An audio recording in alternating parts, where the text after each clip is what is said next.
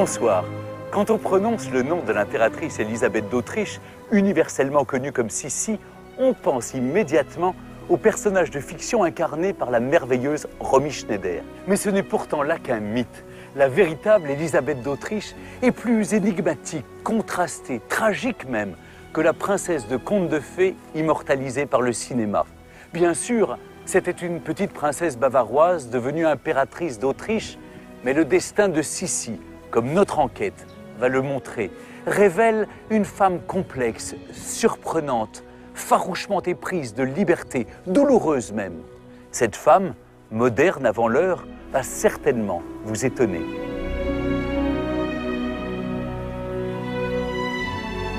Pourquoi ai-je voulu commencer l'émission sur l'île grecque de Corfou? Parce que la maison dans laquelle je me trouve, extraordinaire, révèle une facette peu connue de l'impératrice Élisabeth d'Autriche.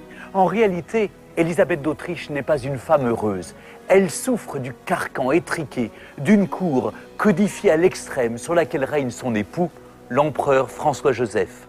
Et vous allez le voir, sa vie de femme tour à tour passionnée, rebelle ou solitaire, est un combat permanent. Un combat perdu d'avance pour un bonheur introuvable.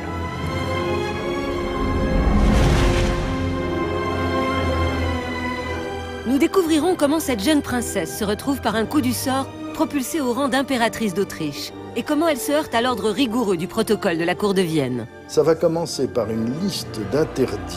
C'est un volume comme ça.